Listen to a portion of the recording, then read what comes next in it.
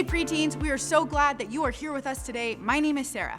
And my name is Jimmy, and today we're finishing up our series on wild rides as we look at the life of Moses.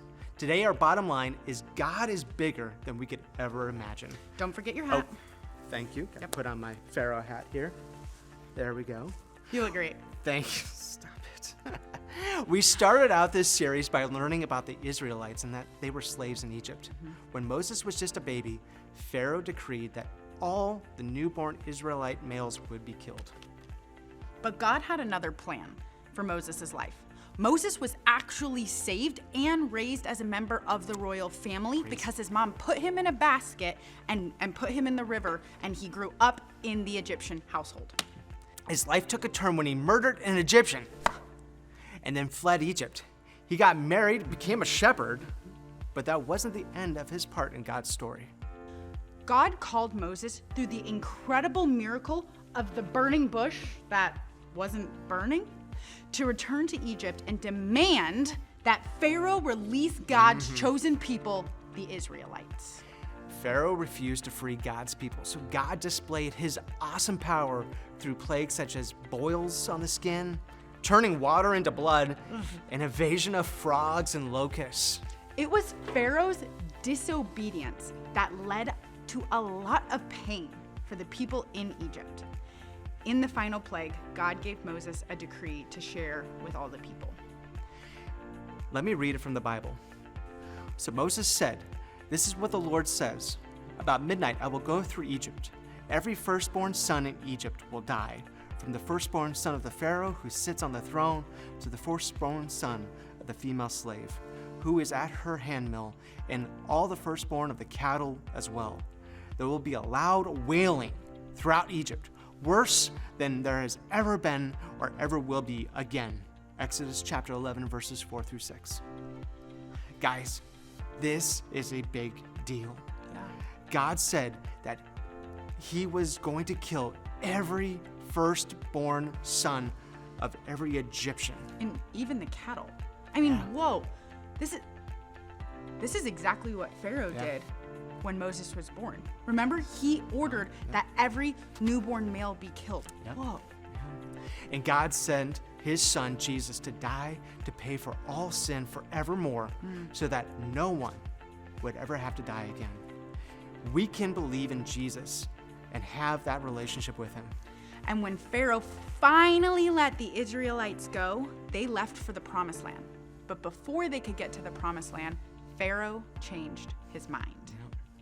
Pharaoh planned on killing all the Israelites, and that the Israelites were trapped between the Red Sea and the Egyptians.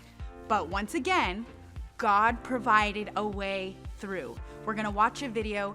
Check out this miracle.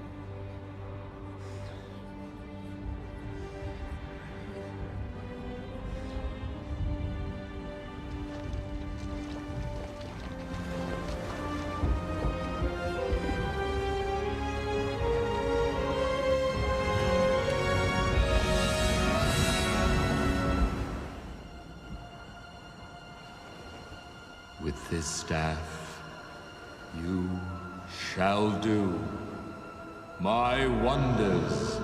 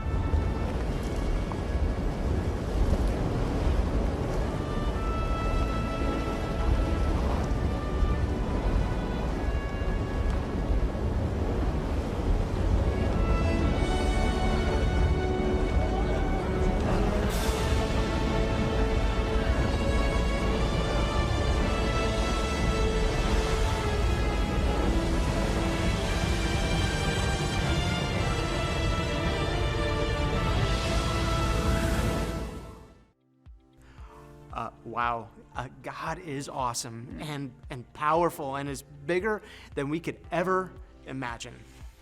Jimmy, I have to say, I'm struggling a little bit with this.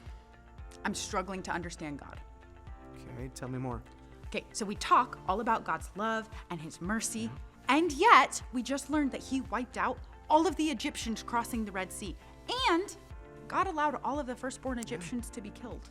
Yeah, I get that. Here's some things to think about, though. 1, God is full of grace and truth. 2, God publicly warned Pharaoh and Egypt what would happen. But Pharaoh only hardened his heart and resolved to not let the Israelites go. And not just once, but 10 times. Yeah.